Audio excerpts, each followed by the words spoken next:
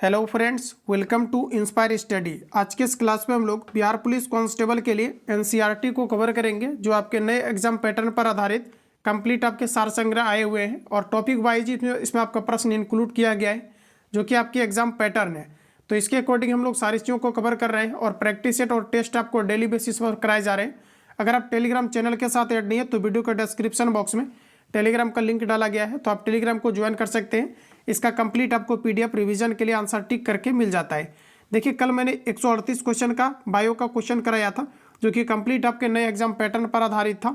इसका देखिए 100 क्वेश्चन कराने के बाद 38 क्वेश्चन बचा था, तो इसी क्लास के लास्ट में मैंने 38 क्वेश्चन को अटैच कर दिया है, ताकि आपके सारी चीज़ें आपका कवर हो जाए, क्वेश्चन आपका मिस ना हो। आइए फ्रेंड्स, क्लास को कंटिन्यू करते हैं। अगर आप चैनल पर नए हैं तो चैनल को सब्सक्राइब करके बेल आइकन को प्रेस कर लेना, ताकि आने वाली क्लास का नोटिफिकेशन आपको टाइम टू टाइम मिले। जो भी चीज़ें आपको कवर कराई जाती है, ये सभी कुछ आपको सिस्टमेटिक तरीका से आपको कराए जाते हैं, और ये आपके ओवरऑल नए एग्जाम पैटर्न पर आधारित और प्रैक्टिस सेट आपका जो भी लेटेस्ट है, ये सभी कुछ आपका प्रोवाइड किया जा रहा है। तो आइए क्लास को कंटिन्यू करते हैं। तो देखिए, आज का पहला प्रश्न आपके सामने है। कहा जा रहा है कि निम्नलिखित में से किस एक का संस्तुति के आधार पर मूल कर्तव्यों से संबंधित प्रावधानों को भारत के संविधान में जोड़ा गया था। तो दोस्तों, आपका राइट आंसर हो जाएगा स्वर्ण सिंह समिति। स्वर्ण सिंह समिति की स्थापना 1976 में किया गया था। डेट इंपोर्टेंट है, आप लोग याद रखेंगे।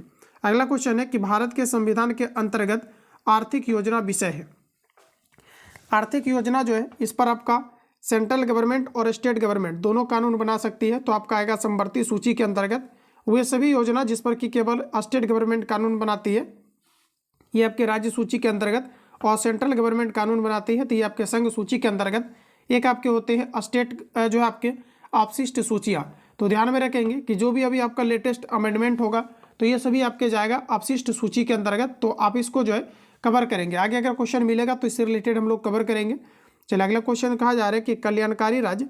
इसमें देखिए आप डबल स्टार लगा लीजिएगा, क्योंकि 2024 के पेपर में ये क्वेश्चन आपका प्रिपेयर हुआ है, ठीक है। और ये 2024 का आपका लेटेस्ट जो है रिपीट किया गया क्वेश्चन है, तो आप इसको याद रखेंगे। अगला क्वेश्चन है कि कल्याणकारी राज्य की संकल्पना का समावेशन भारत के संविधान में है। तो हमारा राइट आंसर हो जाएगा राज्य के नीति निर्देशक तत्व के अंतर्गत आता है, जिसकी वर्णन आर्टिकल 36 से लेकर के 51 तक दिया गया है, और ये आपके भाग 4 के अंतर्गत आता है। नीति निर्देशक तत्व जिसे आयरलैंड के संविधान से लिया गया है। तो आपका देखिए पहला ऑप्शन करेक्ट हो जाएगा। अगला क्वेश्चन का जा रहा है कि निम्नलिखित में से कौन सा संविधानेतर संस्था है। फ्रेंड्स, अगर हम बात करें संविधानेतर संस्था यानी संविधान के अंतर्गत आता है, तो संविधान के अंतर्गत आता है योजना आयोग, जिसकी स्थापना 1950 में किया गया था, ठीक है। तो योजना आयोग की स्थापना 1950 में किया गया था, जिसके पहले प्रथम अध्यक्ष पंडित जवाहरलाल नेहरू थे। पुनः इसे जो है प्राइम मिनिस्टर नरेंद्र मोदी के द्वारा 2014 में इसे जो है नीति आयोग के रूप में बनाया गया है, जिसके अध्यक्ष प्रधानमंत्री स्वयं होते हैं। तो अभी वर्तमान में इसके अध्यक्ष प्रधानमंत्री होंगे, जबकि उपाध्यक्ष की अगर बात करेंगे तो ये आपके सुमन बेरी है। तो फ्रेंड्स, आपका राइट आंसर ऑप्शन आपका सी करेक्ट हो जाएगा। चलिए, अगला क्वेश्चन नेक्स्ट का जा रहा है कि निम्नलिखित में से कौन सा सार्वजनिक व्यय पर संसदीय नियंत्रण का अंग नहीं है। तो हमारा राइट आंसर हो जाएगा भारत का नियंत्रक हुआ महालेखा परीक्षक। एक भी क्वेश्चन को आपको इग्नोर नहीं करना है। अगर आप बेहतर इंप्रूवमेंट चाहते हैं तो आप सभी क्वेश्चंस को प्रिपेयर करेंगे अच्छे से, क्योंकि जो भी आपका है सभी आपका सिलेक्टिव क्वेश्चन है, और 2000 पेपर जो 24 में कंडक्ट हुआ है करेंटली आपका इसके बेसिस पर आपका है, तो आप अच्छे से लगाएंगे। तो भारत का नियंत्रक हुआ महालेखा परीक्षक आपका राइट आंसर हो जाएगा, जिसकी नियुक्ति भारतीय संविधान में आर्टिकल 148 के तहत भारत के राष्ट्रपति के द्वारा किया जाता है। अगला क्वेश्चन नेक्स्ट का जा रहा है कि कौन सा संवैधानिक संशोधन राज्यों में चुने जाने वाले लोकसभा के सदस्यों की संख्या बढ़ाने से संबंधित है। तो साथियों, आपका राइट आंसर हो जाएगा 7वां व 31वां, सी करेक्ट है। भारतीय संविधान का अस्पृश्यता उन्मूलन से संबंधित अनुच्छेद क्या है। देखिए, कल मैंने आपको इस क्वेश्चन को कराया था, केजीएस वाले जो सेट मैंने आपको दिया था उसमें इस क्वेश्चन को मैंने आपको कवर कराया था। प्रैक्टिस सेट और प्रीवियस ईयर दोनों में ये क्वेश्चन आपका पूछा है। चलिए, इसका आंसर लगाइए। तो पूछा जा रहा है अस्पृश्यता का उन्मूलन, तो आपका राइट आंसर हो जाएगा आर्टिकल आपके 17 के अंतर्गत। जबकि अगर हम बात करें आर्टिकल 15 का, तो ये जो है आपके समानता की गारंटी देता है। अनुच्छेद आपका 16 के अंतर्गत, जैसे कि जॉब में जो है सभी लोगों को अवसर मिलना, या फिर अगर हम बात करें ओबीसी कैटेगरी के लिए इसमें जो आपका आरक्षण का प्रावधान, इन सभी का वर्णन आपके भाग 4 के अंतर्गत 16 के किया गया है। 18 की अगर बात करें तो उपाधि का अंत, यह आर्टिकल आपका 18 के अंतर्गत दिया गया है। अगला क्वेश्चन है कि भारत के प्रत्येक नागरिक का कर्तव्य होगा प्राकृतिक पर्यावरण का संरक्षण एवं सुधार, यह कथन भारतीय संविधान के किस अनुच्छेद से संबंधित है? तो फ्रेंड्स आपका सही आंसर हो जाएगा आर्टिकल आपका 51 का ए। अगर आप थोड़ा बहुत भी पहले से प्रिपेयर हैं तो आप बिल्कुल समझ पा रहे होंगे ये सभी क्वेश्चन आपका कितना बार रिपीट किया गया है और एग्जाम के लिए कितना ज़्यादा इंपॉर्टेंट है। अगला प्रश्न है, मंत्रिपरिषद का सदस्य बिना राज्य विधानसभा का सदस्य बने कितने सदस्य तक यानी कितने समय तक अपने पद पर रह सकता है? तो 6 माह तक रह सकता है और फिर जो है 6 माह के अंतर्गत ही जो है किसी भी सदस्य का जो है सदन का इन्हें सदस्यता लेनी पड़ती है। तो राइट आंसर बी हो जाएगा। वह कौन सा अपराध है जिसके घटित करने का प्रयास दंडनीय है, जिसके पूर्ण होने पर अपराधी को दंडित नहीं किया जा सकता है? तो ये हमारा राइट आंसर हो जाएगा आर्टिकल आपका 21, जिसमें कि आत्महत्या की यानी कि राइट टू लाइफ का चीज़ें आपका वर्णन किया गया है। तो ये आपका राइट आंसर हो जाएगा आत्महत्या, यानी कोई भी व्यक्ति आत्महत्या नहीं कर सकता है जिसका वर्णन आर्टिकल 21 के अंतर्गत दिया गया है। अगर मान लिया जाए कि भारत में राष्ट्रपति शासन की घोषणा की जाती है तो आर्टिकल 20 और 21 जो होते हैं ये आपके रद्द नहीं होते हैं। तो आप ध्यान में रखेंगे, करेक्ट आंसर आपका सी हो जाएगा। अगला प्रश्न दोस्तों नेक्स्ट है कि नीति आयोग के अध्यक्ष के रूप में कौन काम करता है? तो मैंने करेंटली बताया है इसके अध्यक्ष प्रधानमंत्री स्वयं होते हैं। तो सही आंसर आपका ए होगा। अगला क्वेश्चन है कि राज्य पुनर्गठन आयोग 1 नवंबर 1956 को कितने राज्य तथा कितने संघ बनाए गए थे? 1956 में जो है कितने राज्य और कितने जो है संघ बनाए गए थे? तो देखिए टोटल आपका 6 जो है राज्य बना था और 6 जो है आपका यूनियन टेरिटरी बना था। तो पहला ऑप्शन सही है। निम्नलिखित में से कौन सा शब्द भारत के संविधान की उद्देशिका में नहीं है? फ्रेंड्स अगर हम बात करें कि कौन कौन से आते हैं तो समाजवादी है, पंथ निरपेक्ष है और संप्रभुता संपन्न है। ये देखिए भारतीय संविधान के उद्देशिका का भाग आपका है, जबकि लोक कल्याण की बात करें तो ये आपका नहीं है। तो आपका करेक्ट आंसर डी हो जाएगा। चलिए नेक्स्ट क्वेश्चन दिया गया है कि राज्य की विधानसभा के 17 भाषण के आदेश किसके द्वारा किए जाते हैं? चलिए आंसर करेंगे आप लोग। राइट आंसर क्या है? राज्य की विधानसभा के 17 भाषण का आदेश किसके द्वारा दिया जाता है? तो सही आंसर हो जाएगा राज्यपाल के द्वारा दिया जाता है। राज्यपाल की नियुक्ति भारत के राष्ट्रपति के द्वारा आर्टिकल 155 के तहत किया जाता है। तो आपका पहला ऑप्शन करेक्ट हो जाएगा। और फिर राज्यपाल जो है आर्टिकल 164 के तहत मुख्यमंत्री की नियुक्ति करते हैं। नेक्स्ट क्वेश्चन कहा जा रहा है कि राज्य लोक सेवा आयोग के सदस्यों की नियुक्ति किसके द्वारा की जाती है? राज्य लोक सेवा आयोग के सदस्यों की नियुक्ति किनके द्वारा की जाती है? तो सही आंसर हो जाएगा राज्यपाल के द्वारा। अगला क्वेश्चन दिया गया है कि संविधान के अनुसूची 6 इनमें किस राज्य में लागू नहीं होता है? देखिए इस क्वेश्चन की जितनी तारीफ की जाए उतनी दोस्तों आपके कम है। 2024 में भी रिपीट किया है और ये अलग अलग तरह के एग्जाम में बराबर रिपीट होता है। तो आप यकीनन मानिए आप जितने भी मैं आपको एनसीईआरटी कवर करा रहा हूँ सिलेक्टिव क्वेश्चन का और पटना के ऑल सेंटर का, आप सभी लोग इसको कंप्लीट लगाइए। और थोड़ा सा इन्फॉर्मेशन कि 99 में मात्र अगर आपको पहले समझ लीजिए, इस नंबर का आप स्क्रीनशॉट ले लीजिएगा, जिसमें कि कंप्लीट आपके पटना के अंतर्गत जितनी भी संस्थान है कार्यरत इन सभी का A to Z आपको क्लास नोट, जहाँ से रिजल्ट हर एक बार आपके निकलते हैं, वहाँ का कंप्लीट आपको रिजल्ट के लिए जो है सिलेक्टिव नोट्स, आपको आंसर टिक करके रिवीजन PDF और जो भी मटेरियल्स आपका चलता है, जिसे आपका खान ग्लोबल स्टडीज़ का, ज्ञान बिंदु का और SK झा द प्लेटफॉर्म का, जितने भी आपका लेटेस्ट एडिशन अभी मार्केट में लॉन्च हुआ है या फिर यूनिक पब्लिकेशन हो, इन सभी का पहले आपको सेट मिल जाता है ताकि आप सेट लगा पाएँ। फिर इसका आंसर PDF जो आपको टिक करके मिल जाता है ताकि जो क्वेश्चन आपका छूटा हुआ है आप इसको प्रॉपर तरीका से रिवीजन कर पाए। यही आपका इंप्रूवमेंट का एक जरिया होता है। और वही सेट को फिर आपको यूट्यूब पर भी एनालिसिस कराई जाती है, उसमें आपको प्रैक्टिस सेट टेस्ट जो है आपका कंप्लीट आपको नोट्स, ये सारी चीज़ें उसके अंतर्गत आपको मिल जाता है। तो आप चाहो तो वहाँ पर ज्वाइन कर सकते हैं, जिससे कि आप बेहतर इंप्रूवमेंट कर पाएंगे। इस पर आप व्हाट्सएप जैसे करेंगे या कॉल करेंगे तो आपको बैनर मिल जाएगा, जिससे आप प्रॉपर तरीका से समझ जाएंगे। और कंप्लीट आपको एनसीईआरटी जो है चैप्टर वाइज भी डाला जा रहा है, क्योंकि एग्जाम के लिए मेनली आपको जो है सिलेबस को आपको कवर करना है और प्रैक्टिस सेट आपको लगातार लगाना है, इंप्रूवमेंट आपका आ जाएगा। तो समय अभी जो है सफिशियंट है, आप क्लियर बिल्कुल कर सकते हैं। अगला क्वेश्चन है कि संविधान की अनुसूची 6 इनमें से किस राज्य में लागू नहीं होती है? तो देखिए हमारा दोस्तों राइट आंसर हो जाएगा मणिपुर। डी ऑप्शन आपका करेक्ट हो जाएगा। देखिए असम, त्रिपुरा और मेघालय के अंतर्गत ये आपके 6 लागू होता है अनुसूची, तो डी ऑप्शन आपका करेक्ट हो जाएगा। मणिपुर में भी देखिए आर्टिकल 352 के तहत राष्ट्रपति शासन को लगाया गया है। लिखित संविधान की अवधारणा ने सर्वप्रथम कहाँ जन्म लिया था? तो सही आंसर हमारा हो जाएगा फ्रांस में। संसदीय शासन प्रणाली सर्वप्रथम किस देश में विकसित हुआ था? संसदीय शासन प्रणाली सर्वप्रथम ये आपका ब्रिटेन में विकसित हुआ था और ब्रिटेन का सबसे बड़ा विश्व में जो है अलिखित संविधान है। पहला ऑप्शन करेक्ट है। अगला क्वेश्चन है किस देश में दोहरी नागरिकता का सिद्धांत, देखिए पॉलिसी ऑफ डुअल सिटीजनशिप स्वीकार किया गया है। तो अमेरिका के अंतर्गत स्टेट के लिए अलग है और सेंट्रल के लिए अलग नागरिकता है, तो आपका राइट आंसर डी हो जाएगा। भारत के अंतर्गत एकल नागरिकता है कि हम भारत के लोग हैं, तो डी करेक्ट हो जाएगा। अमेरिका में सबसे पहले लिखित संविधान लागू हुआ था, जबकि सबसे बड़ा अगर लिखित संविधान की अगर बात करें हम लोग तो ये आपका आ जाएगा भारत, जबकि सबसे बड़ा अलिखित संविधान की अगर बात करेंगे तो ये आपका आ जाएगा ब्रिटेन। तो इतनी पॉइंट यहाँ से याद रखेंगे। अगला क्वेश्चन है, अध्यक्षात्मक शासन का उदय सर्वप्रथम किस देश में हुआ था? तो साथियों आपका राइट आंसर हो जाएगा संयुक्त राज्य अमेरिका के अंतर्गत। संसदीय शासन में वास्तविक कार्यपालिका शक्ति किसके पास होती है? संसदीय शासन में वास्तविक कार्यपालिका शक्ति किसके अंतर्गत होती है? तो सही आंसर हमारा हो जाएगा प्रधानमंत्री।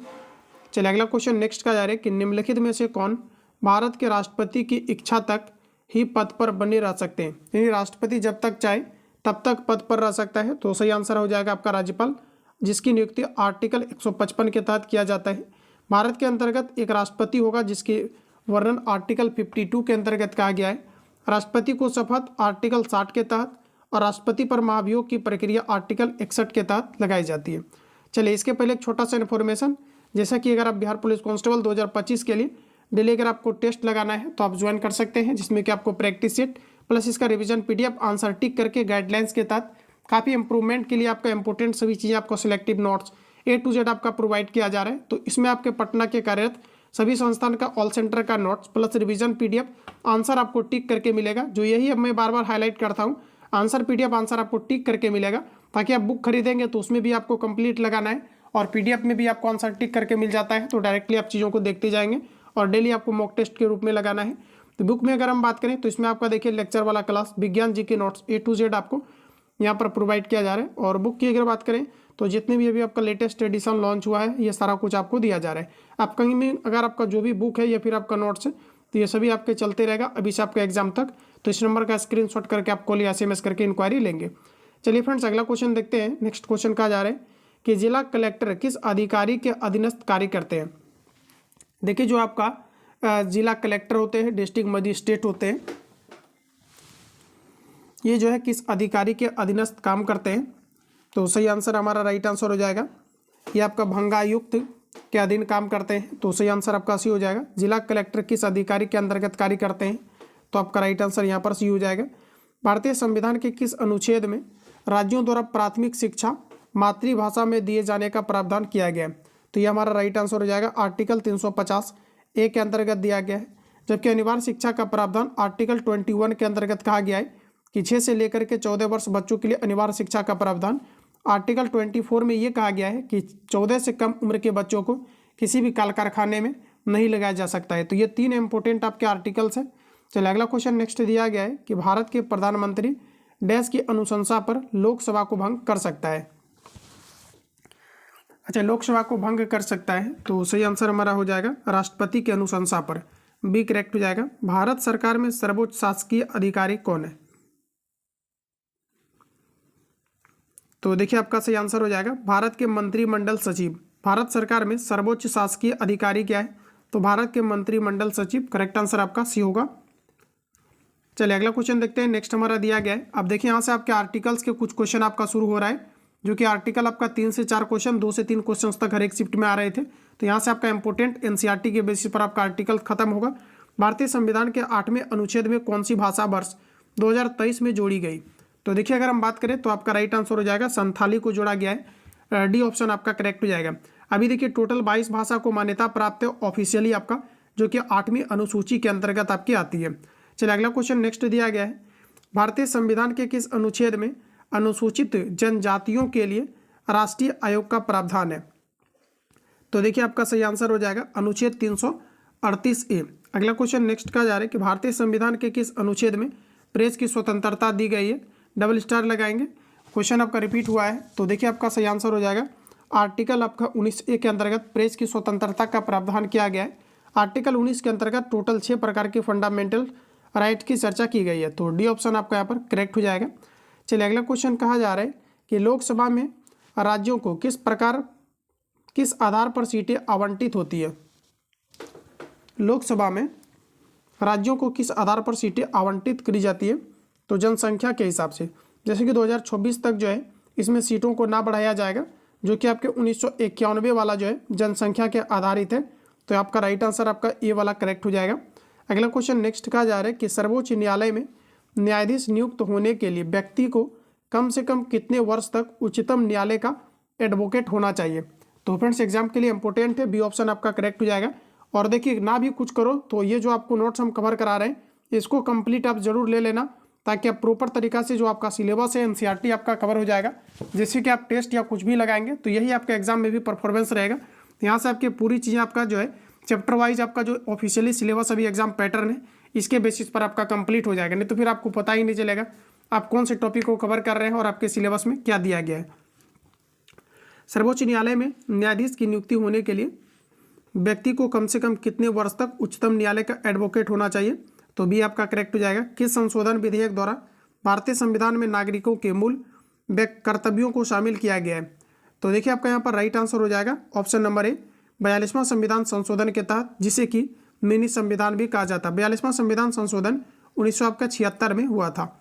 चलिए अगला क्वेश्चन दिया गया है, भारतीय संघवाद को सहकारी संघवाद किसने कहा है। तो केसी हुइयर के द्वारा कहा गया है, बी करेक्ट हो जाएगा। भारतीय संघवाद को सहकारी संघवाद किसने कहा है, तो केसी हुइयर ने कहा है। 1957 में किस समिति ने भारत में त्रिस्तरीय पंचायत राज्य की सर्वप्रथम सिफारिश किया था। तो सही आंसर हो जाएगा बलवंत राय मेहता समिति। एग्जाम के लिए इंपॉर्टेंट है, सी करेक्ट हो जाएगा। पंचायती राज व्यवस्था जो है ये आपके राज्य सूची का विषय है, ठीक है, ध्यान में रखेंगे, जो कि आपका 73वां संविधान संशोधन के तहत 1992 में सर्वप्रथम इन्हें संवैधानिक स्वरूप मिला और ये राजस्थान के नागौर जिला में लागू किया गया था। पंचायती राज व्यवस्था त्रिस्तरीय है, जिसमें कि आपके पंचायत समिति, जिला परिषद और आपके ग्राम पंचायत आते हैं। अगला क्वेश्चन हमारा नेक्स्ट का जा रहा है कि भारतीय राजनीतिक व्यवस्था में इनमें से कौन सर्वोच्च है। तो देखिए हमारा जो भारतीय संविधान है ये सर्वोच्च है, भी करेक्ट हो जाएगा। भारतीय राजनीतिक व्यवस्था में कार्यपालिका किसके अधीन रहकर कार्य करती है। तो देखिए अगर कार्यपालिका की बात करेंगे तो आपका राइट आंसर हो जाएगा ये आपकी विधान पालिका के अंतर्गत रह करके काम करती है। चलिए अगला प्रश्न हमारा दोस्तों नेक्स्ट कुछ इस प्रकार है, प्रशासनिक प्राधिकरण के निर्णय के विरुद्ध कोई भी पीड़ित सरकारी कर्मचारी निम्न में से किसके सम्मुख अपील कर सकता है। तो देखिए प्रशासनिक प्राधिकरण के निर्णय के विरुद्ध कोई भी पीड़ित सरकारी कर्मचारी निम्न में से किसके जो है सम्मुख अपील कर सकता है। तो सही आंसर हमारा हो जाएगा ये आपके सर्वोच्च न्यायालय में भी कर सकता है और उच्चतम न्यायालय में भी कर सकता है, डी करेक्ट हो जाएगा। कानूनी विषयों पर राज्य सरकार को कौन परामर्श देता है। तो राइट आंसर हमारा हो जाएगा एडवोकेट जनरल देता है, बी आपका करेक्ट हो जाएगा।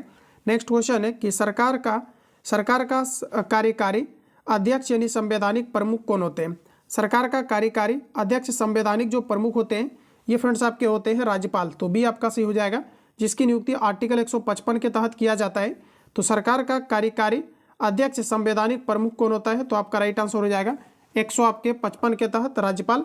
अगला क्वेश्चन है कि 155 के तहत राज्यपाल नहीं बल्कि राज्यपाल की नियुक्ति 155 के तहत किया जाता है, तो आप इन चीज़ों को याद रखिएगा। अगला क्वेश्चन है कि भारतीय संविधान का कौन सा अनुच्छेद संवैधानिक प्रावधानों को संसद, राज्य, विधान पालिकाओं द्वारा बनाए गए नियमों कानूनों पर प्राथमिकता प्रदान करता है। देखिए एग्जाम के लिए इंपॉर्टेंट रहेगा, भारतीय संविधान का कौन सा अनुच्छेद संवैधानिक प्रावधानों की संसद, राज्य, विधान पालिकाओं द्वारा बनाए गए नियमों कानूनों पर प्राथमिकता प्रदान करती है, ये आपको पूछा जा रहा है। तो हमारा देखिए राइट आंसर हो जाएगा आर्टिकल 245 के अंतर्गत। तो बी सी ऑप्शन आपका यहाँ पर करेक्ट हो जाएगा। अगला क्वेश्चन है कि संविधान का 73वां संविधान संशोधन संबंधित है। तो देखिए अभी करेंटली जो है पंचायती वाला जब क्वेश्चन आया था तो वहाँ पर मैंने आपको बताया था कि 73वां संविधान संशोधन के तहत 1992 में पंचायती राज व्यवस्था को एक संवैधानिक स्वरूप मिला था। तो आपका यहाँ पर राइट आंसर जो होगा पंचायती राज प्रणाली से, तो डी अगर आपने हिट किया है तो करेक्ट हो जाएगा। अगला है कि 42वां संविधान संशोधन के 10 आचार आदेशों को किस नाम से जाना जाता है। तो फ्रेंड्स इसे मौलिक कर्तव्य कहा जाता है, बी ऑप्शन सही है। अगला क्वेश्चन दिया गया है कि लोकसभा के लिए चुनाव में निर्वाचित होने के लिए किसी व्यक्ति के न्यूनतम आयु सीमा क्या होनी चाहिए। लोकसभा के लिए 25 ईयर्स है, जबकि राज्यसभा के लिए 25 ईयर्स है। राज्यसभा के लिए जो आपका है ये आपका 30 ईयर्स से, ध्यान रखिएगा। यहाँ पर आपका सही आंसर सी हो जाएगा। अगला क्वेश्चन में दिया गया है कि पंचायती राज्य की त्रिस्तरीय प्रणाली में आते हैं, जिसमें कि करेंटली मैंने इस क्वेश्चन को भी रिवील कराया है, जिसमें कि आपके ग्राम पंचायत, पंचायत समिति और आपके जिला परिषद ये तीनों आ जाते हैं। भारत में निम्नलिखित में से किसके अंतर्गत पंचायती राज प्रणाली की व्यवस्था की गई है? तो पंचायती राज व्यवस्था जो है ये एक संवैधानिक संस्था है जो कि 73वां संविधान संशोधन के तहत मिला है और ये राज्य के दोस्तों आपका जो है नीति निर्देशक सिद्धांत के अनुरूप है। तो सही आंसर आपका सी हो जाएगा। वही अगर हम बात करें तो ये आपके राज्य सूची का विषय है, राज्य सूची के अंतर्गत आपके आती है। चलिए अगला क्वेश्चन देखते हैं। तो देखिए अगला क्वेश्चन हमारा कुछ इस प्रकार है, भारत में निम्नलिखित में से किसके अंतर्गत पंचायती राज प्रणाली की व्यवस्था की गई है? तो देखिए अभी आपका कवर ही हो गया है, राज्य के नीति निर्देशक सिद्धांत किस संशोधन से सामाजिक धर्मनिरपेक्षता और राष्ट्रीय एकता एवं अखंडता शब्द भारतीय संविधान में जोड़ा गया था? देखिए फ्रेंड्स अगर हम बात करें सामाजिक धर्मनिरपेक्षता, राष्ट्रीय एकता और अखंडता शब्द जो जोड़ा गया है ये भारतीय संविधान के 42वां संविधान संशोधन 1976 के तहत आपका जोड़ा गया है। जबकि प्रस्तावना में भी जो 3 शब्द आपका जोड़ा गया है ये भी आपका 42वां संविधान संशोधन 1976 के तहत ही आपके जोड़े गए थे। अगला क्वेश्चन है, वित्त बिल के लिए किसकी पूर्व स्वीकृति आवश्यक है? देखिए वित्त बिल के लिए किसकी पूर्व स्वीकृति चाहिए होता है? तो भारत के राष्ट्रपति का। भारत के राष्ट्रपति को विशिष्ट केंद्र राज्य राजकोषीय संबंधों के बारे में सुझाव किसके द्वारा दिया जाता है? तो सही आंसर हमारा हो जाएगा वित्त आयोग के द्वारा दिया जाता है। अगला क्वेश्चन है कि योजना आयोग की स्थापना कब हुई थी? चलिए इसका आंसर करेंगे आप लोग।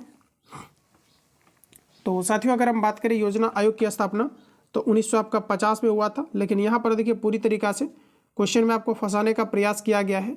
तो योजना आयोग की स्थापना आपके 15 मार्च 1950 को किया है, जिसको कि अभी आप 2014 के बाद नीति आयोग के रूप में जान रहे हैं।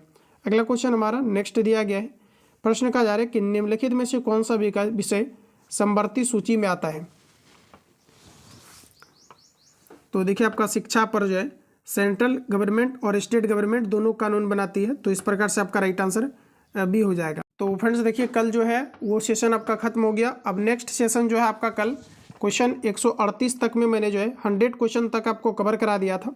तो यहाँ से आपकी चीज़ें अब कंटिन्यू होगा। तो क्वेश्चन हम लोग 100 से शुरुआत करते हैं। निम्नलिखित में से किसकी कुसंक्रिय के कारण मानव शरीर में मिक्सिडीमा होता है? तो देखिए मिक्सिडीमा किसके कारण से होती है? तो आपका देखिए राइट आंसर हो जाएगा मिक्सिडीमा की बात किया जा रहा है कि मिक्सिडीमा किसकी कारण से होता है। तो यहाँ पर दिया गया अधिवृक्क ग्रंथि, अग्नाशय ग्रंथि, अपटू ग्रंथि और दिया गया है आपका यकृत।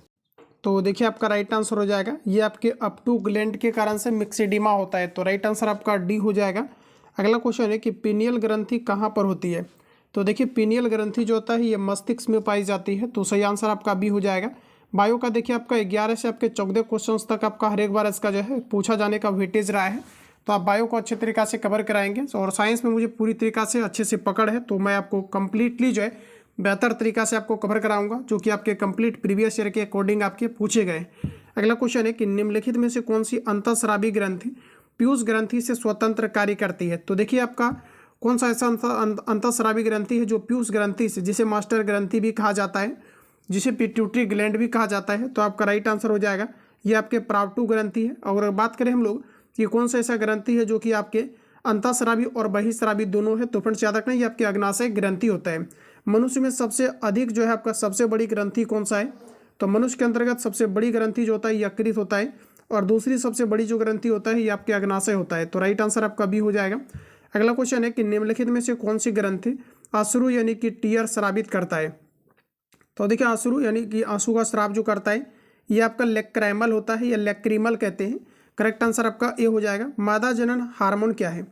तो देखिए आपका सही आंसर हो जाएगा ऑप्शन आपका डी, ये आपका प्रोजेस्टेरोन और एस्ट्रोजन और आपका जो है रिलैक्सिन, ये तीनों आपका जो है ये मादा जनन हार्मोन होता है। तो डी ऑप्शन आपका यहाँ पर करेक्ट हो जाएगा। चलिए अगला क्वेश्चन हमारा नेक्स्ट दिया गया है कि नर लैंगिक हार्मोन क्या है? तो साथियों आपका राइट आंसर हो जाएगा टेस्टोस्टेरोन, जो कि आपके नर लैंगिक हार्मोन्स होते हैं। तो आपको ध्यान में रखना है। अगला क्वेश्चन है कि कौन सा हार्मोन लड़ो उड़ो हार्मोन कहलाता है? ये काफ़ी बार आपका क्वेश्चन एग्जाम में पूछा गया है। तो आप देखिए पूछा गया है कि लड़ो उड़ो हार्मोन किसे कहा जाता है? तो इसको देखिए कई बार मैंने कवर भी कराया है। तो देखिए आपका यहाँ पर राइट आंसर हो जाएगा एड्रेनलिन को कहा जाता है। अगला क्वेश्चन है कि रक्त का दाब कौन नियंत्रित करता है? हमारे बॉडी का जो ब्लड प्रेशर होता है ये आपका 120 से आपका 80 आपका mmHg आपका होता है। क्लियर है। तो अब देखिए प्रश्न पूछा है कि रक्त दाब का नियंत्रण कौन करता है, तो इसे हम लोग अधिवृक्क ग्लैंड कहते हैं। तो राइट आंसर आपका ये हो जाएगा। अगला क्वेश्चन है कि जीवन रक्षक हार्मोन किस ग्रंथि से स्रावित होता है। यहाँ से 100% आपके एग्जाम में क्वेश्चन दिखेगा। देखिए कहा जा रहा है कि जीवन रक्षक हार्मोन किस ग्रंथि से स्रावित होता है। तो राइट आंसर हमारा हो जाएगा एड्रिनल, पहला ऑप्शन सही है। मानव शरीर की कौन सी ग्रंथि एक साथ अंतःस्रावी तथा बहिःस्रावी दोनों की तरह कार्य करती है। मानव शरीर की कौन सी ग्रंथि है जो कि एक साथ अंतःस्रावी और बहिःस्रावी के रूप में कार्य करती है। तो फ्रेंड्स आपका पहला ऑप्शन करेक्ट हो जाएगा अग्नाशय, जो कि अभी करेंटली मैंने आपको कवर कराया है। अगला है कि इंसुलिन एक प्रकार का क्या है। तो बात करें इंसुलिन का, तो एक प्रकार का आपका हार्मोन्स है। राइट आंसर आपका बी हो जाएगा। चलिए अगला क्वेश्चन देखिए, नेक्स्ट दिया गया है कि कौन सी ग्रंथि इंसुलिन निस्सारण के लिए उत्तरदायी होता है। कौन सी ग्रंथि इंसुलिन निस्सारण के लिए उत्तरदायी होता है। तो ये आपका राइट आंसर हो जाएगा अग्नाशय ग्रंथि, जो कि इंसुलिन निस्सारण के लिए उत्तरदायी होता है। इंसुलिन की खोज किसने किया था। इंसुलिन की खोज किया गया था आपका, ये बेंटिंग व बेस्ट ने किया था। इंसुलिन की खोज बेंटिंग व बेस्ट ने किया था। लैंगरहैंस की द्वीपिकाएं, डबल स्टार, लैंगरहैंस की द्वीपिकाएं जो इंसुलिन स्राव करते हैं अस्थिर रहते हैं। तो साथियों अगर बात करें हम लोग लैंगरहैंस की द्वीपिकाएं जो इंसुलिन का स्राव करते हैं और स्थिर रहते हैं, तो आपका राइट आंसर हो जाएगा अग्नाशय, सी ऑप्शन करेक्ट हो जाएगा। इंसुलिन का स्राव अग्नाशय के द्वारा किया जाता है, जिसके अल्प स्रवण के कारण से मधुमेह नामक बीमारी होती है। मनुष्य के शरीर में पेशियों की कुल संख्या कितनी होती है। तो पेशी की टोटल संख्या आपका 639 होता है, जबकि हड्डी की अगर बात करें तो 206 होता है, जबकि शिशु के अंतर्गत टोटल 300 हड्डियां पाई जाती है। अगला क्वेश्चन है कि मनुष्य के शरीर की सर्वाधिक शक्तिशाली पेशी है। सर्वाधिक शक्तिशाली पेशी होता है जबड़ा, जिसे एनामेल कहा जाता है। निम्नलिखित में से किसकी पेशियों में दिया गया है कि स्वस्पंदन का गुण पाया जाता है। स्वस्पंदन का गुण आपके हृदय में पाया जाता है, जो ऑटोमेटिकली वर्क करती है। राइट आंसर आपका ए हो जाएगा। नेक्स्ट क्वेश्चन कहा जा रहा है किस अम्ल के मांसपेशियों में जमा होने के कारण मनुष्य को थकान महसूस होता है। तो डायरेक्टली अब आपको याद हो गया होगा ये सभी क्वेश्चन, और देख लीजिए क्वेश्चन आपका रिपीट हो जाएगा पूरा का पूरा। अगर आप पूरी तरीका से 9th और 10th को अगर आप एनसीईआरटी अगर आप पूरी तरीका से कवर करते हैं। नेत्रदान में आँख का कौन सा भाग प्रयुक्त किया जाता है। तो कॉर्निया का। चलिए अगला क्वेश्चन है, और देखिए रेटिना पर जो प्रतिबिंब बनता है ये वास्तविक और आपके उल्टा बनता है। नेत्र लेंस आप समझ ही रहे हैं, संपूर्ण नाक आपको ऑलरेडी पता है। नेत्र में प्रवेश करने वाले प्रकाश की मात्रा का नियंत्रण निम्न में से किसके द्वारा किया जाता है। तो प्रकाश की मात्रा को नियंत्रित करने का काम करता है आपका आइरिस, तो डी ऑप्शन सही हो जाएगा। चलिए अगला है कि आंख के किस भाग पर वस्तु का प्रतिबिंब बनता है। रेटिना पर वास्तविक और उल्टा बनता है। त्वचा का रंग किसके कारण होता है। मेलानिन एक अम्ल पाया जाता है, जिसके कारण से त्वचा का रंग सांवला या गोरा होता है। तो सही आंसर आपका डी होगा। मनुष्य में त्वचा किस स्थान पर सबसे अधिक मोटी होती है। सबसे अधिक जो त्वचा मोटी होती है मनुष्य के आपके होता है ये तलुए वाले भाग पर होता है। सही आंसर ये हो जाएगा। मानव शरीर का सबसे बड़ा अंग कौन सा है। मस्तिष्क, हृदय, चमड़ा, यकृत। तो साथियों आपका राइट आंसर हो जाएगा चमड़ा, सी ऑप्शन करेक्ट हो जाएगा। अगला प्रश्न कहा जा रहा है कि त्वचा की ऊपरी सतह क्या कहलाती है। तो देखिए अगर हम बात करें त्वचा की ऊपरी सतह क्या कहलाती है।